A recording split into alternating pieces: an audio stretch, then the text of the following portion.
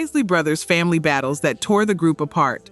10 fractures in one family, the Isley Brothers. 6 brothers, 1 brother-in-law, 7 decades of music, and a series of breaks so deep that the group standing on stage today is 2 men where there used to be 6. I am not here to gossip about them. I am here to tell you what happened, in order, with the dates and the documents behind it, because this family gave American music some of the most beautiful records ever made, and what it cost them has never been told properly. Every name on this list belonged to someone who was loved. That is the part that makes it hurt. From the highest mountain. Number 10.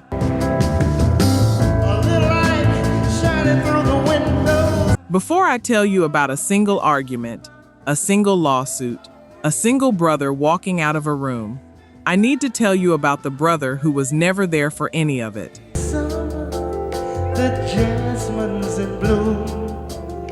Because the first break in this family was not a fight, it was a hole, and everything they built afterward was built around it.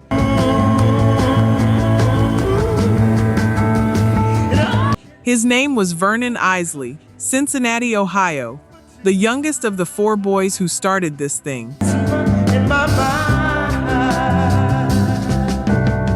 And here is what most people do not know. Vernon was the lead singer, not Ronald, Vernon.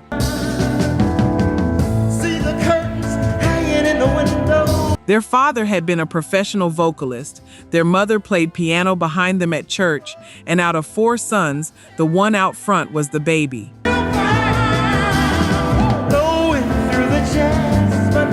And then, in 1955, he got on his bicycle. He was struck by a car while riding it. He was 13 years old.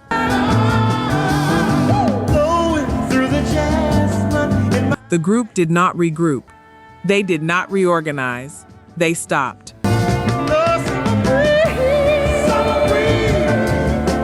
4 boys became 3 boys who could not stand to sing. It was their parents who eventually convinced them to leave Cincinnati and try again.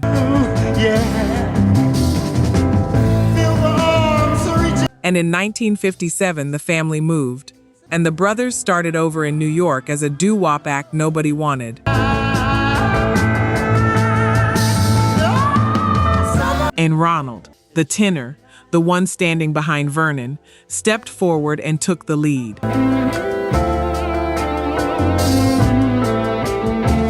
Every record you love by this group, every note of For the Love of You, every syllable of Between the Sheets, that voice is out front because a 13-year-old boy died on a bicycle.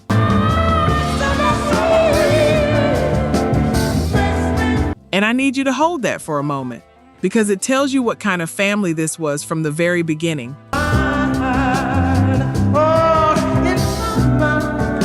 They did not survive by being careful with each other. They survived by absorbing losses and continuing. That instinct built an empire. It also meant that nothing in this family ever really got talked about.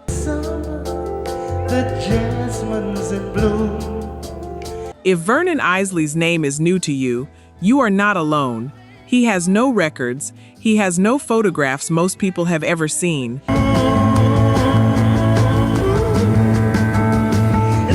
has a date in 1955, and a bicycle, and a group that carried him without ever saying his name out loud on a stage.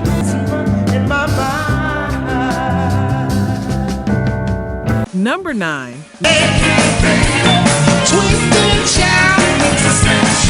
Let me tell you who this was before I tell you what it led to.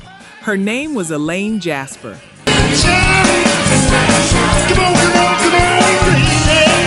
The Jasper family and the Isley family lived in the same apartment complex in Cincinnati.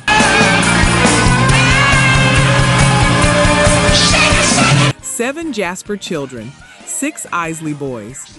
Elaine was the older sister.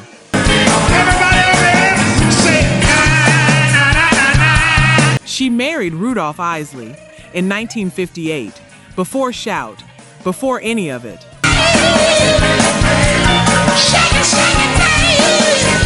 and she was not a bystander in this group. 3 songs on the Isley Brothers' 1962 album Twist and Shout were written by Elaine Jasper, not credited to the brothers, credited to her.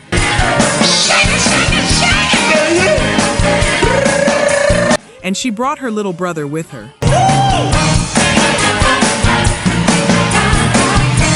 Because Elaine's youngest brother was Chris Jasper, a boy who had started classical piano at 7 and who, as a teenager in New Jersey, formed a band with the 2 youngest Isleys, Ernie and Marvin.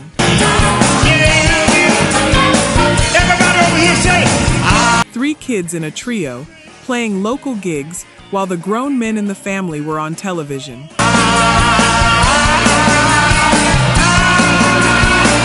That trio of teenagers would eventually rebuild the Isley Brothers from the inside out, and they got there because of a wedding. Can you still do the twist? Now hold that name, because a wedding is not the same as a birth. You look so good.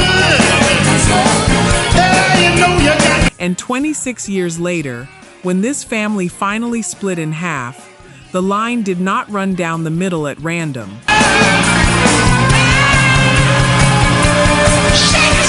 It ran exactly along that marriage, blood on one side of the room, in-law on the other. Everybody over there, say, And the man who wrote the most beloved music this group ever made was standing on the wrong side of it.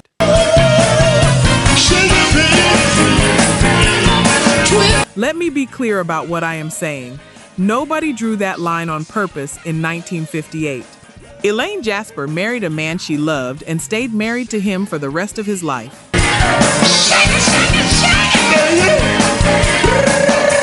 But families have architecture, and when this one finally broke, it broke along the seam.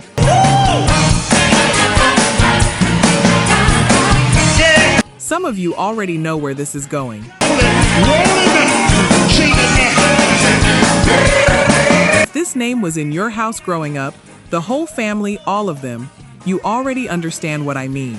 Real talk, only 9% of you are subscribed. That hurts. We're spending hours digging through archives, fact-checking every detail, bringing these stories back to life. And if you're watching this far, you clearly care. So hit subscribe. It's free and takes 2 seconds. Now, to my subscribers, barely any of you have joined the membership. And honestly, that stings even more. You know the work we put in. You keep coming back. If these videos have ever made you feel something, if this music means something to you, join the membership. It's $1 coffee a month, and it's the only way we keep this going. Let's build this together. All right, back to it. Number 8.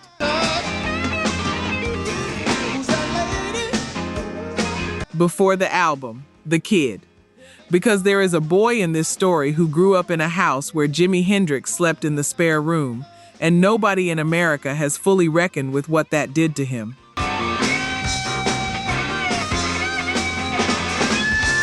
Ernie Isley, born in Cincinnati in 1952.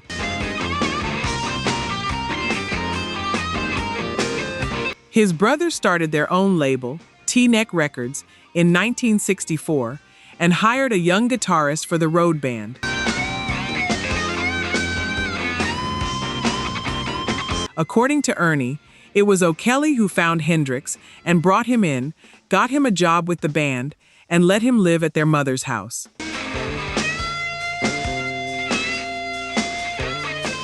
Ernie was 11 or 12 years old, and he was watching.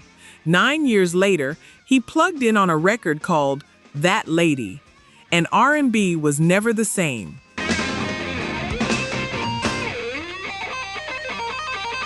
That Lady hit number 6 on the Billboard Hot 100 in 1973, a rework of a 1964 song of their own that had gone nowhere.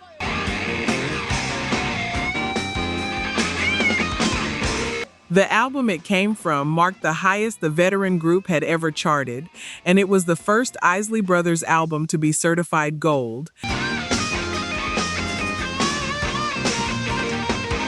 And the album was called 3+3, named for the 3 original members and the 3 new additions.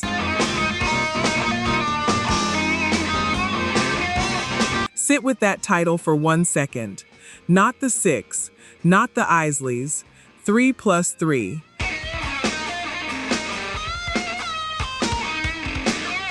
The greatest commercial run in this family's history was named after the division inside it.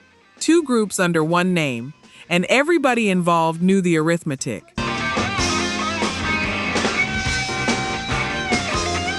The older 3 had built the brand across 2 decades. The younger 3 had built the sound in a bedroom in New Jersey.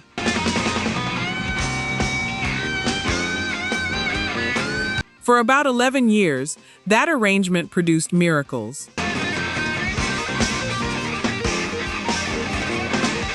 In 1975, The Heat Is On went to #1 on the album chart, the first time this group had ever done it. Fight the Power went to #4 pop and #1 R&B.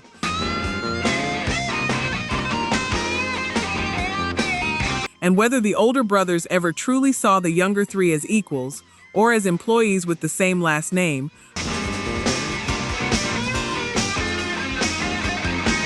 I think you already know the answer.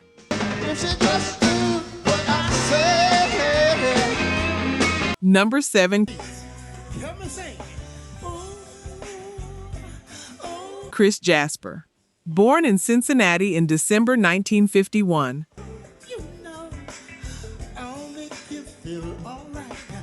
Studying classical piano by age 7, later at Juilliard, and at Long Island University studying under the jazz pianist and composer Billy Taylor. He graduated with a degree in music composition. Debussy and Ravel on one side of him, Ray Charles and Sam Cooke on the other. He wrote, arranged, and produced For the Love of You, Between the Sheets, Fight the Power. You know Between the Sheets. It has been part of your life for a very long time. Through the original, through Biggie, through 1,000 nights it was playing in the background of.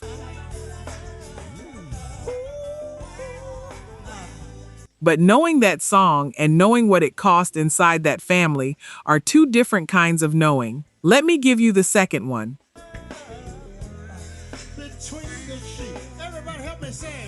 Every song the 6-man Isley Brothers released was credited to all 6 members.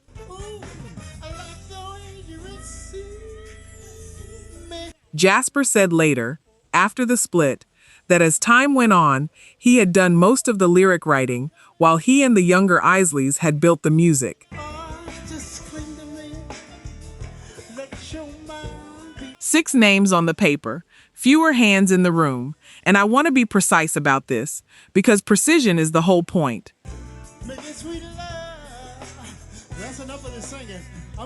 Equal credit is not the same as equal contribution, and equal contribution is not the same as equal power.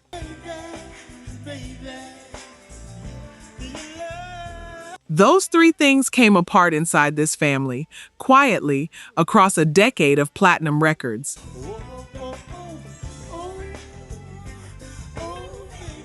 Jasper's arrival is what turned the Isley Brothers into a self-contained, self-produced group.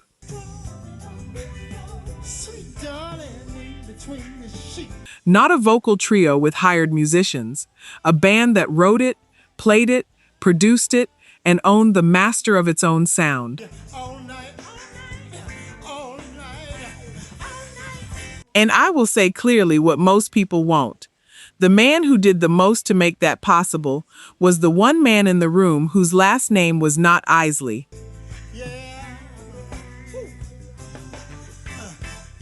That is not an accusation against anyone. It is a description of a structure.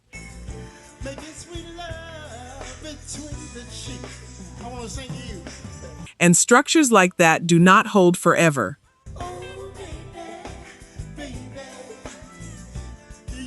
Number 6.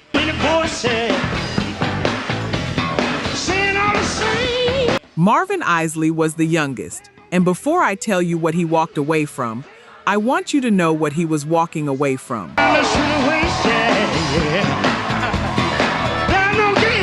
Born in Cincinnati in August 1953.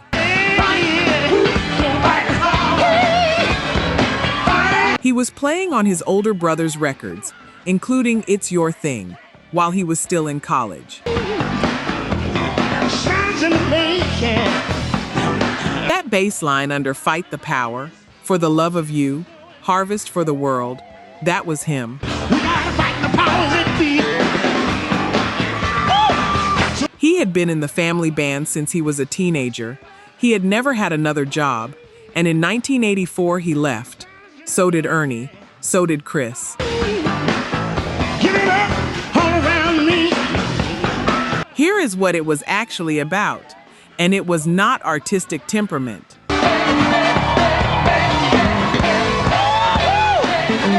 Jasper's account was direct. The older brothers were having money problems and wanted to file for bankruptcy and break the group's contract with CBS. Marvin, Ernie, and Chris did not have those problems and did not want to file.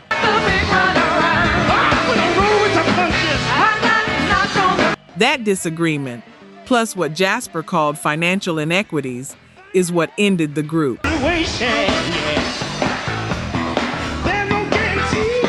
Inequities, he said, between the 3 older musicians and the 3 younger ones.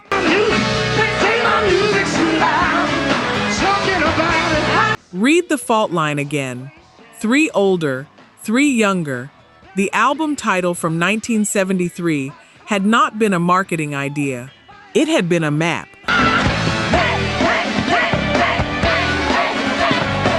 They left, and later that year they released their first album as Isley-Jasper-Isley. The remaining Isley Brothers put out Masterpiece in April of 1985, for the first time since 1973, just the 3 original men.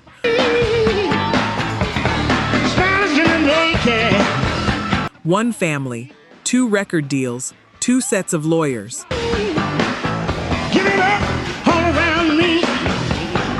And I will say clearly what most people won't. When a family business fractures over money, it is almost never really about the money.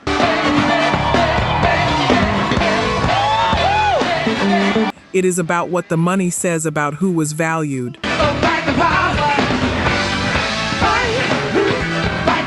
Every one of those 6 men had spent a decade being told they were equals on the label copy. Then the accounting came out.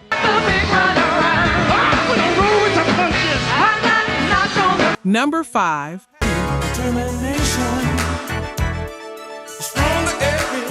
In 1985, Chris Jasper sang lead on a record for the first time in his life.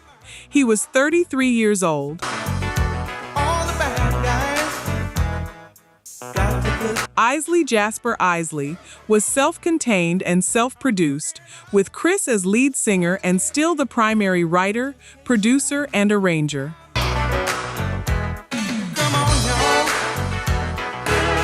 Everything he had been doing for a decade, except now his voice was on the front of it. The song was Caravan of Love.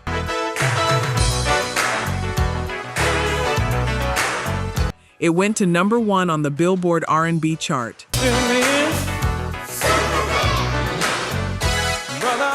Then the English band the House Martins covered it and took it to number 1 internationally in 1986. 3 more top 20 R&B singles followed.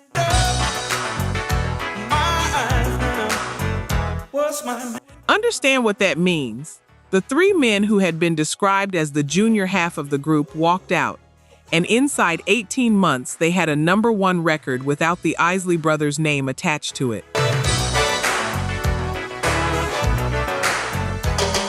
And years later, Ronald Isley admitted something about why they had gone. He acknowledged that the younger 3 could not really do what they wanted musically inside the group, that the group was not structured for it.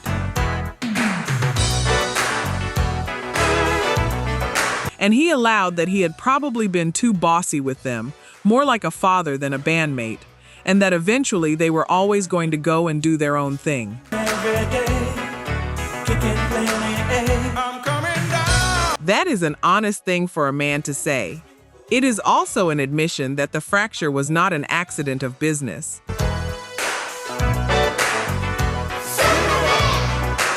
It was a description of how that house had always been run.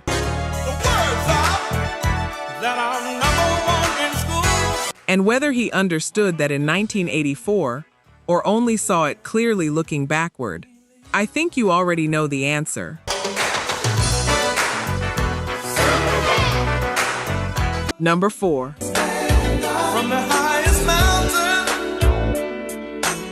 This is where the family came back together. That is what makes it the hardest one on the list.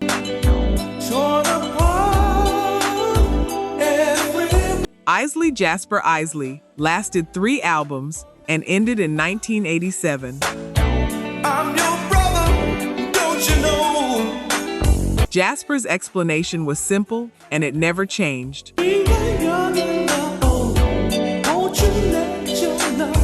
Ernie resigned, so the group could not continue. Chris went solo, started his own label, Gold City Records, and his first single went to number 1 on the R&B chart. And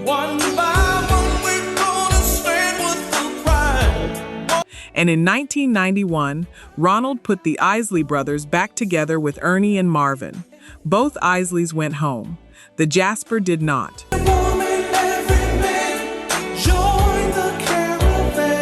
There was no reunion for him. He said later there was little or no communication with the older brothers, that he had spoken with Ernie occasionally over the years, and that he did not see a reunion on the horizon.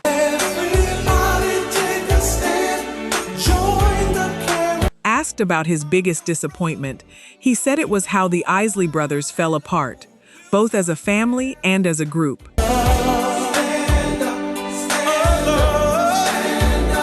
Some of you just got quiet. That is the right response. I felt the same way when I found it. With hearts of gold, now the children of the world. Chris Jasper died on February 23, 2025. He was 73.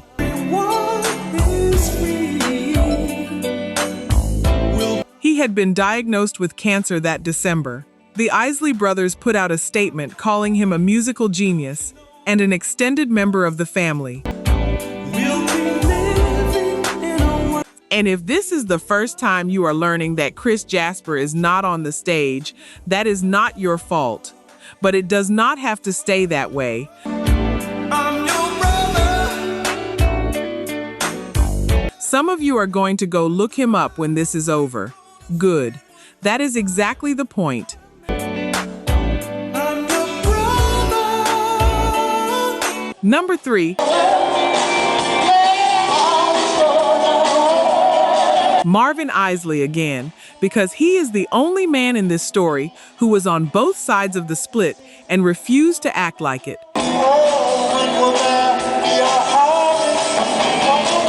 He left with Chris and Ernie in 1984. He came back in 1991.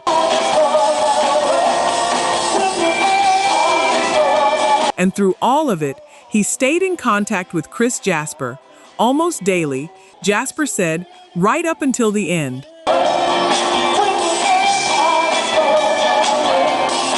The two men on opposite sides of the deepest break in this family never stopped calling each other, and then his body took the choice away from him. He had been diagnosed with diabetes in his early 20s, a young man, on tour, at the height of it. In 1997, it forced him out of the band, and soon after, both of his legs were amputated. He was 43 years old when he stopped playing. He had been an Isley brother since he was a teenager. Marvin Isley died on the morning of June 6, 2010, in hospice care in Chicago. He was 56. His wife said he had been in hospice for a week. He left 3 children behind, and he was buried in New Jersey, near his mother, and near his brother O'Kelly.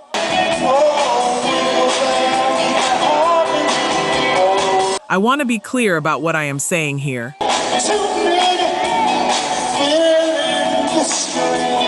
Not every wound in this family was inflicted by someone in it.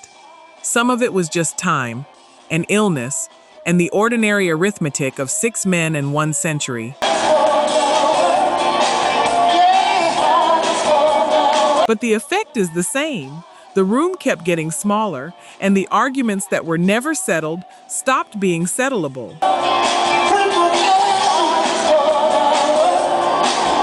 And I need you to hold that for a moment.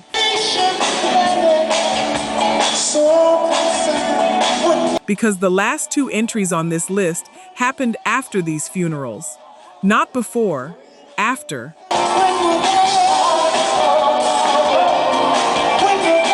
Number 2, O'Kelly Isley Jr.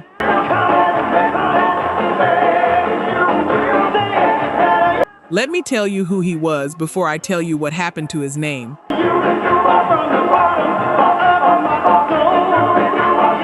Born on Christmas Day, 1937, the eldest. He was 16 years old when he and his 3 younger brothers formed the group. He is the one Ernie credits with finding Jimi Hendrix.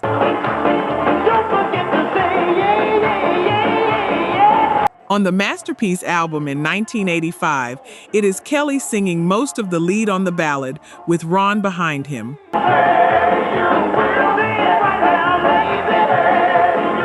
On March 31, 1986, he died of a heart attack at his home in Alpine, New Jersey.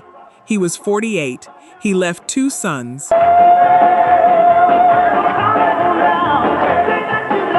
Now here is the payoff of what I planted earlier. This is the part that was not neglect.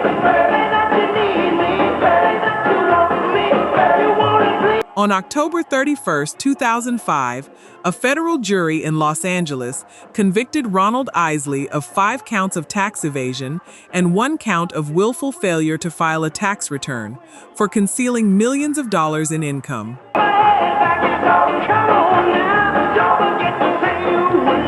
And among the ways prosecutors said he did it, depositing and using for his own benefit royalty checks that had been issued to other Isley Brothers entities and people, including his deceased brother O'Kelly.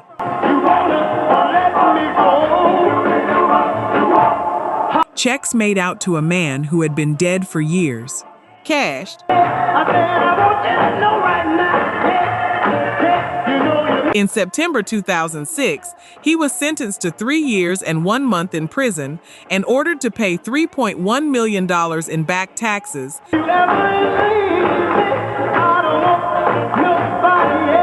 The judge used the phrase serial tax avoider and said he thought it was appropriate. An appeals court later upheld the sentence.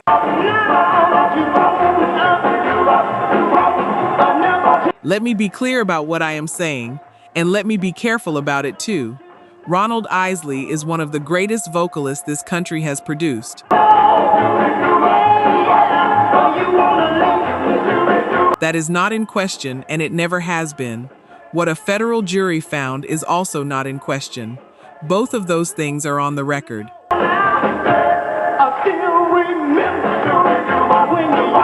But O'Kelly Isley started this group at 16. He found the guitarist who changed rock and roll. He sang lead on one of the last things they ever cut together, and his estate's checks went somewhere else.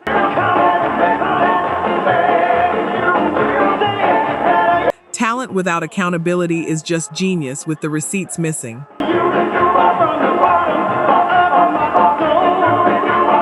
Number 1, Rudolph Isley.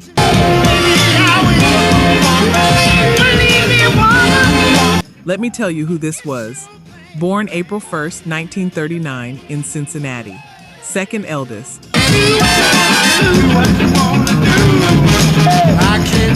Mostly a background voice, but he sang lead on It's a Disco Night.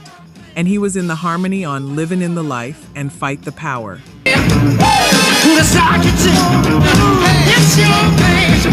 He wore fur, he carried a cane, and he gave that group a good deal of its theater.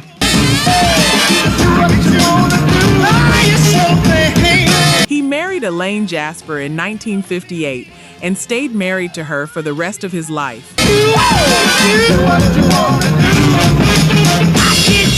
He left the group in 1989, 3 years after O'Kelly died, to become a Christian minister, and in 2023, at 83 years old, he sued his brother.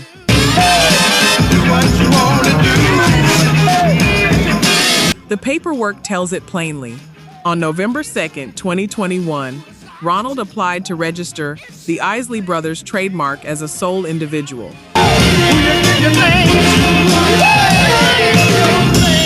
The Patent and Trademark Office approved it on August 16, 2022.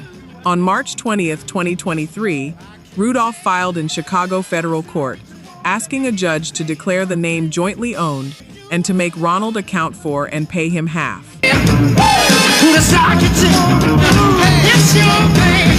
He said that since O'Kelly's death in 1986, he and Ronald had each held 50%.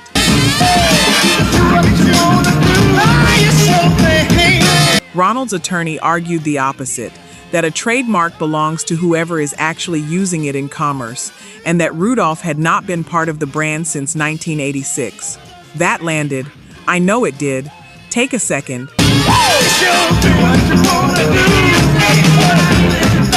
In August 2023, the judge refused to throw the case out, and it started heading toward discovery and a jury trial.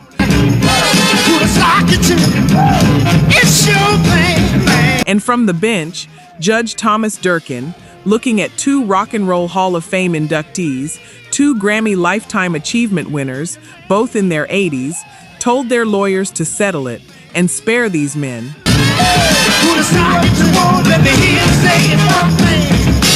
His words were, "This is no way to live the rest of their lives." Ronald, for his part, called it an unfortunate family matter that would get resolved in litigation. It never did.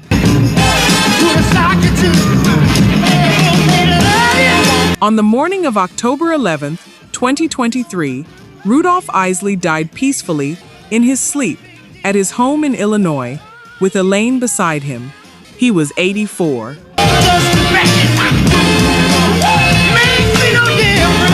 The lawsuit was left unresolved by his death, and it has not been clear whether his heirs would carry it forward. Do what you want to do. Do what you want. And I can't take. 2 boys who started singing in a church in Cincinnati in 1954.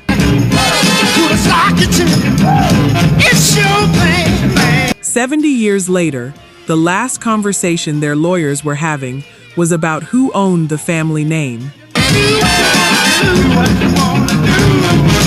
I can't